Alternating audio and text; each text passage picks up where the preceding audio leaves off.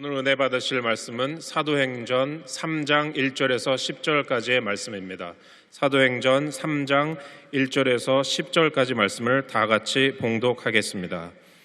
제9시 기도 시간에 베드로와 요한이 성전에 올라갈새 나면서 못 걷게 된 이를 사람들이 메고 오니 이는 성전에 들어가는 사람들에게 구걸하기 위하여 날마다 미문이라는 성전문에 두는 자라. 그가 베드로와 요한이 성전에 들어가려 함을 보고 구걸하거늘 베드로가 요한과 더불어 주목하여 이르되 우리를 보라 하니 그가 그들에게서 무엇을 얻을까 하여 바라보거늘 베드로가 이르되 은과 금은 내게 없거니와 내게 있는 이것을 내게 주노니 나사렛 예수 그리스도의 이름으로 일어나 걸으라 하고 오른손을 잡아 일으키니 발과 발목이 곧 힘을 얻고 뛰어서서 걸으며 그들과 함께 성전으로 들어가면서 걷기도 하고 뛰기도 하며 하나님을 찬송하니 모든 백성이 그 걷는 것과 하나님을 찬송함을 보고 그가 본래 성전 미문에 앉아 구걸하던 사람인 줄 알고 그에게 일어난 일로 인하여 심히 놀랍게 여기며 놀라니라. 아멘.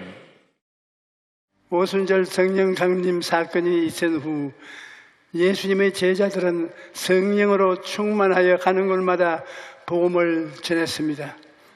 어느 날 베드로와 요한이 유대인들이 관습을 따라 제9시 기도 시간에 성전으로 올라가고 있었습니다. 어떤 사람이 성전 미문에 앉아서 구걸을 하고 있었는데 이 사람은 태어날 때부터 그럴 수 없는 사람이었습니다. 그는 먹고 살기 위해서 어쩔 수 없이 구걸을 해야 했습니다. 매일 아침 다른 사람이 업어서 성전 미문에 데려다 주면 하루 종일 길가에 앉아서 오고 가는 사람들에게 도와달라고 손을 내밀어야 했던 것입니다. 그런데 베드로와 요한이 그 사람 앞을 지나갈 때 갑자기 베드로의 마음속에 이 사람이 오늘 일어나서 그럴 수 있다라는 확신이 용솟음을 쳤습니다. 성령께서 베드로에게 지식의 말씀의 은사를 주셔서 그 사람이 일어나 걷게 될 것을 알게 하셨던 것입니다. 그래서 베드로는 안전뱅이에게 우리를 보라고 말했습니다.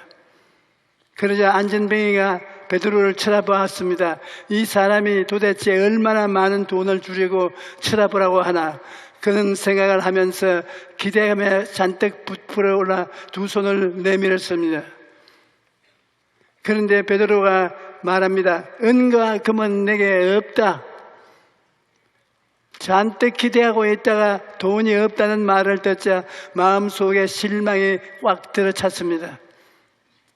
은과 금은 없는 사람이 왜 자기에게 우리를 보라고 하는지 이해할 수가 없었습니다. 그때 베드로가 단호하게 명령을 합니다. 내게 있는 이것을 내게 주노니 나사렛 예수 그리스도의 이름으로 일어나 걸으라. 그리고는 어리벙벙하게 앉아있는 그 사람의 손을 잡아고 일으켰습니다. 그 순간 놀라운 일이 일어났습니다. 성령의 능력이 그에게 임하자 갑자기 무릎이 펴지고 다리에 생기가 돌았습니다. 그는 벌떡 일어나서 구걸이고 뭐고 다 집어치우고 걷기도 하고 뛰기도 하면서 하나님을 찬양했습니다. 이 사람은 일시적이고 현실적인 문제를 해결한 것이 목표였는데 성령의 능력으로 근원적인 문제를 해결받은 것입니다. 만약 베드로가 그에게 동전 몇 푼만 주고 그냥 지나가 버렸다면 그날 끼니는 해결했을지 몰라도 걷지 못한다는 근원적인 문제는 해결하지 못하고 평생 길가에 앉아서 구걸하면서 살다가 인생을 마쳤을 것입니다. 여러분, 예수께서 우리에게 오신 것은 일시적이고 현실적인 인생의 문제보다도 영원하고 근원적인 문제를 해결하기 위해 오신 것입니다. 근원적인 문제가 해결되면 현실적인 문제는 자연히 해결되는 것입니다. 나는 이 성경을 읽을 때마다 가슴이 찌릿해지는 것을 느낍니다.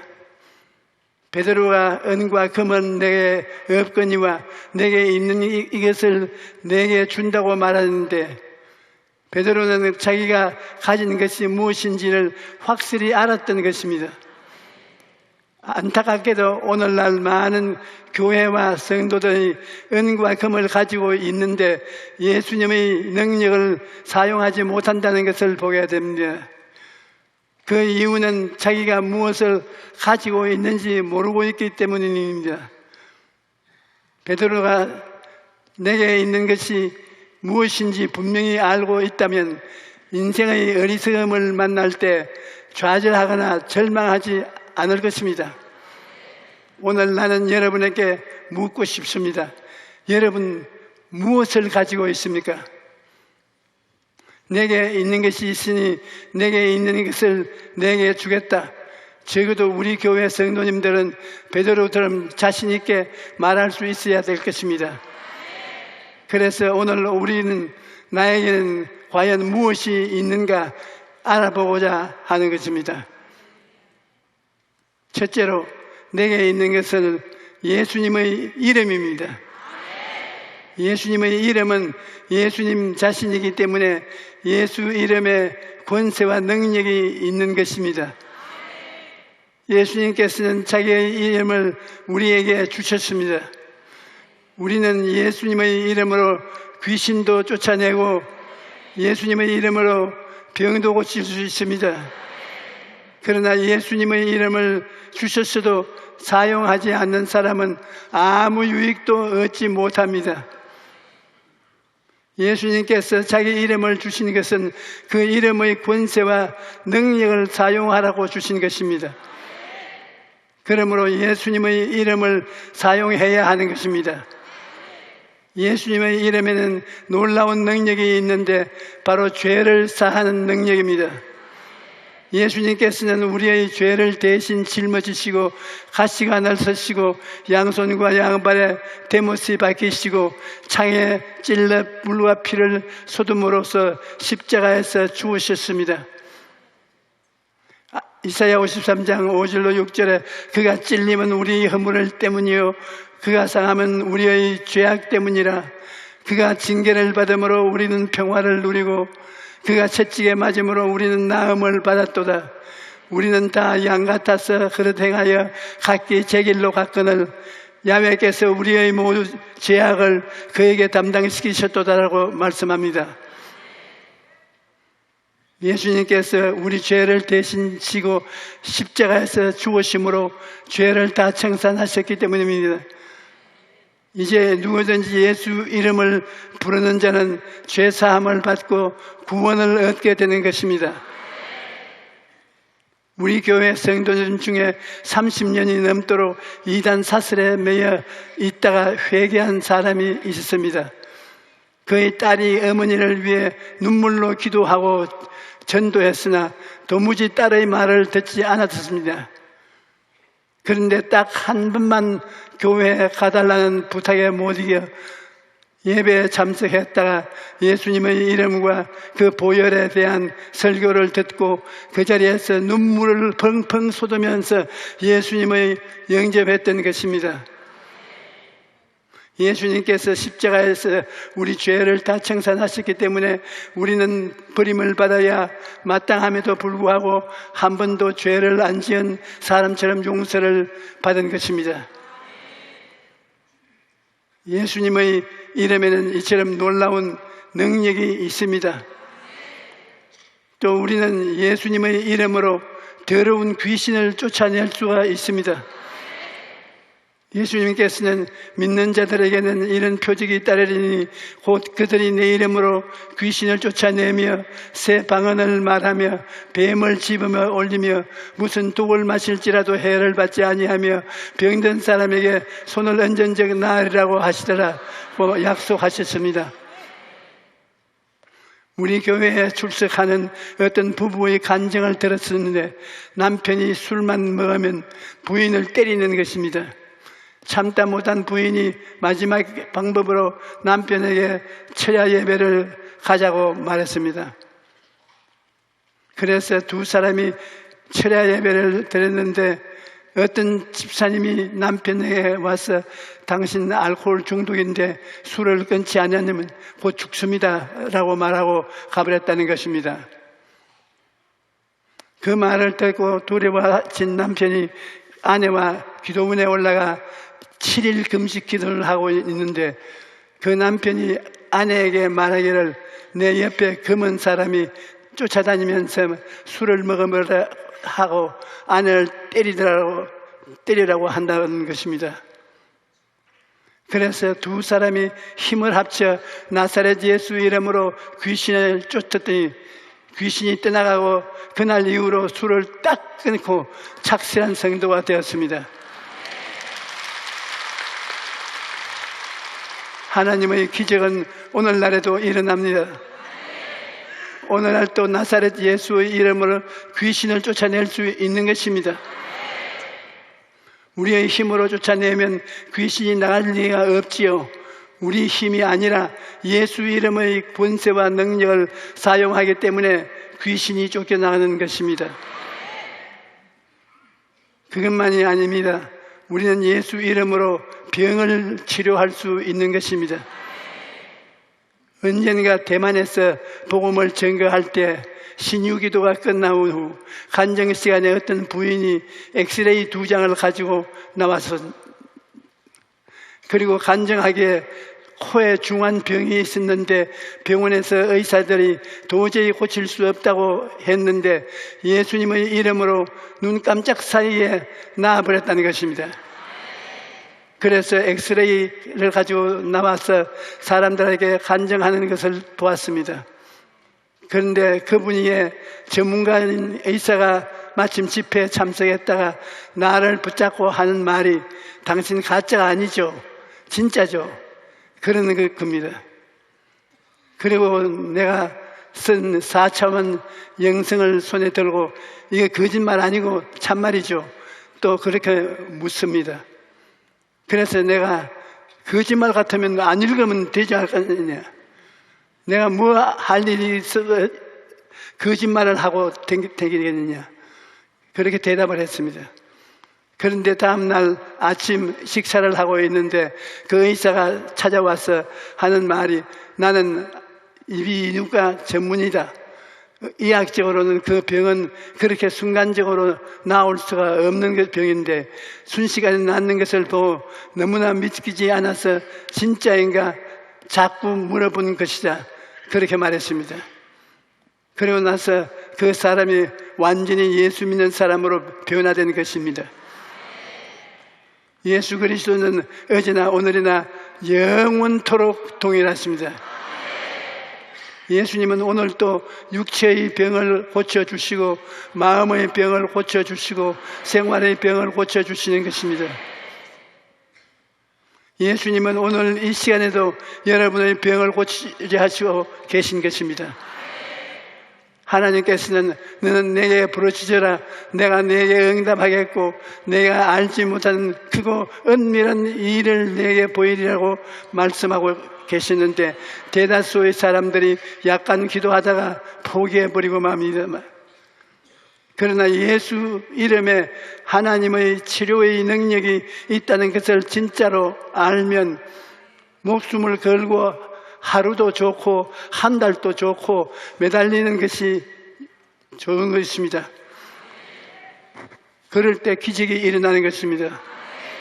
귀신을 쫓아낼 때도 마찬가지입니다. 한두 번 쫓아내서는 귀신이 나가지 않습니다. 나가는 것이 자기의 멸망이므로 귀신도 안 나가려고 끝까지 발부동을 칩니다. 그러나 승리는 이미 우리의 것이므로 결정되어 있기 때문에 끝까지 기도해야 합니다. 또 우리는 예수의 이름의 능력으로 가난과 저주에서 해방될 수 있는 것입니다. 예수 믿고 난 다음에 천국만 가는 것이 아닙니다. 우리는 예수 믿고 이 땅에 사는 동안 영혼이 잘됨같이 범사에 잘되고 강건한 삶을 살 수 있는 것입니다. 하나님께서 에덴을 지으셨을 때 헐벗고 굶주림을 만들지 않았습니다. 이것은 아담이 마귀의 말을 듣고 하나님을 반역함으로 말미암아 땅의 저주를 받아 우리 삶에 가난과 저주가 들어온 것입니다. 그런데 예수님이 우리를 위하여 저주를 받은 바 되사 율법의 저주에서 우리를 속량하기 때문에 예수님의 피를 믿으면 아브라함의 복을 받는 삶을 살 수가 있는 것입니다. 뿐만 아니라 우리는 예수님의 이름으로 죽음도 이길 수 있습니다. 이 땅에 태어난 사람은 누구나 육신의 죽음을 맞이합니다. 하지만 예수님을 믿는 사람에게는 죽음이 끝이 아닙니다. 예수님께서는 나는 부활이요 생명이니 나를 믿는 자는 죽어도 살겠거라고 말씀하셨습니다. 그러므로 예수 믿는 사람은 육신의 죽음이 끝이 아니라 새로운 시작인 것입니다. 히브리서 2장 15절에 예수님이 오신 것은 죽기를 무서워함으로 한평생 매여 종노릇하는 모든 자들을 놓아주려 하셨으며 말씀하십니다. 그러므로 우리는 더 이상 죽음을 무서워하지 않고 부활과 영생을 소망을 안고 살아갈 수 있는 것입니다.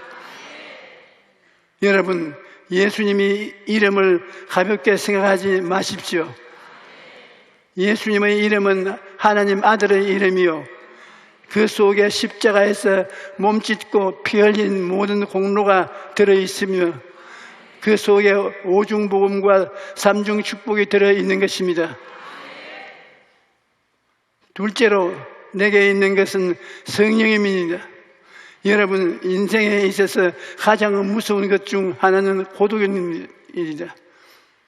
오늘날 많은 사람들이 먹고 사는 문제는 해결했을지 몰라도 고독이라는 문제를 해결하지 못해서 우울증에 걸리고 많은 고통을 당합니다.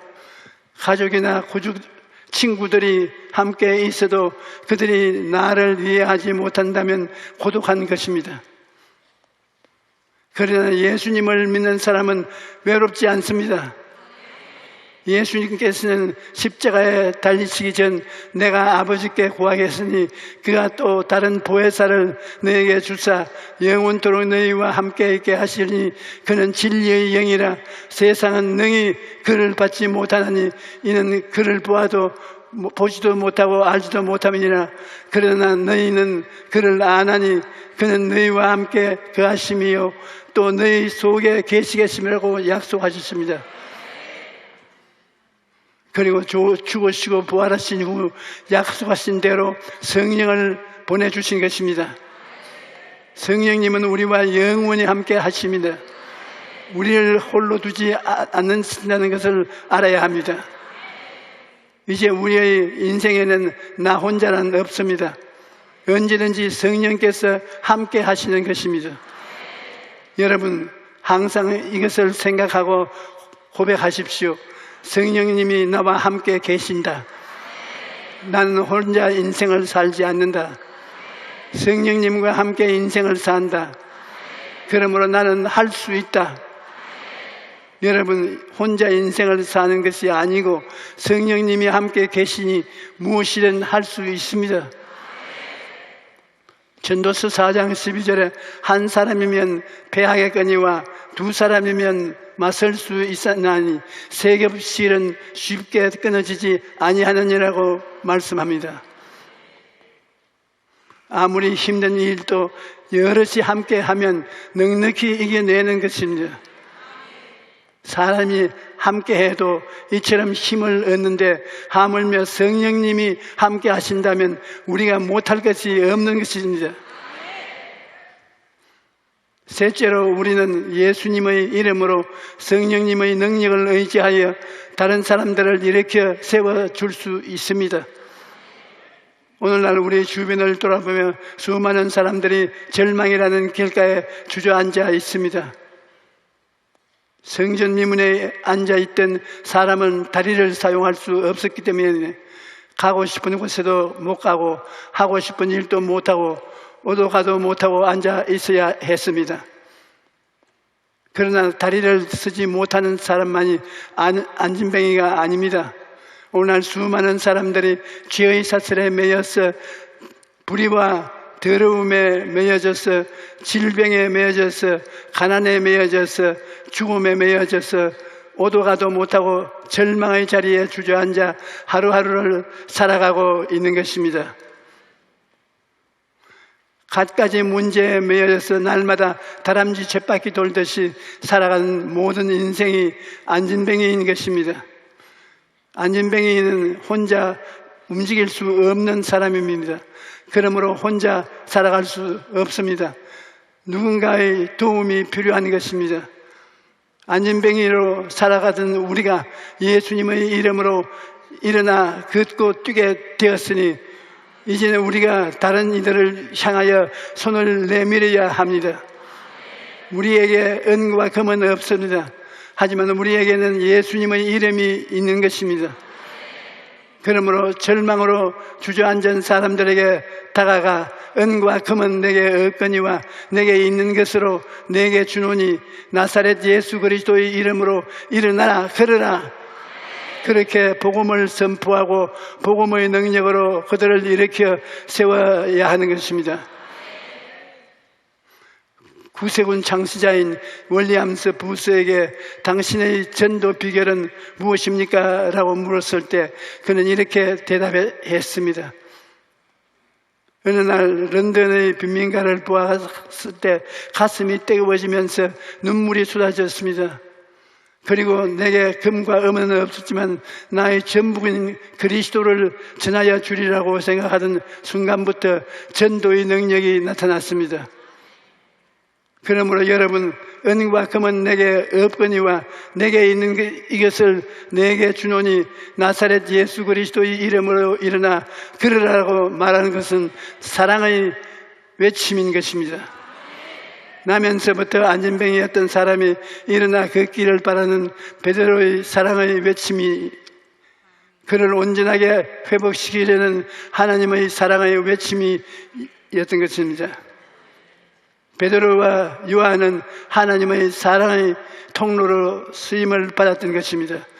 우리도 죄와 더러움과 질병과 저주와 죽음 때문에 절망의 길에 앉아있던 사람들에게 하나님의 사랑의 통로가 되어야 합니다. 그들에게 복음을 전하고 예수 그리스도의 이름으로 그리스도의 손을 잡고 이렇게 교회에 데리고 와서 새로운 인생을 살도록 도와주어야 하는 것입니다. 그것이 하나님이 우리에게 원하시는 사랑의 삶입니다. 교회가 구제사역을 하는 것은 그들의 일시적이고 현실적인 문제를 해결해 주는 것으로서 참으로 귀한 사역입니다. 하지만 교회의 사명은 거기서 끝나는 것이 아닙니다. 그들이 예수님을 만나고 근원적이고 영원한 문제를 해결할 수 있도록 복음을 전파해야 하는 것입니다. 오늘날 이 땅을 살아가는 모든 인생에게 예수님이 필요합니다. 우리는 가는 곳마다 인생의 근원적이고 영원한 문제를 해결하시는 예수님을 전해야 합니다. 오늘 오신 여러분 모두가 예수님을 만나고 예수 이름으로 절망의 자리에서 일어나시기를 바랍니다. 뿐만 아니라 주변을 돌아보아 절망의 자리에 주저앉은 사람들을 예수 이름으로 일으켜 세우는 복된 삶을 살아가시기를 주님의 이름으로 간절히 축원합니다. 할렐루야.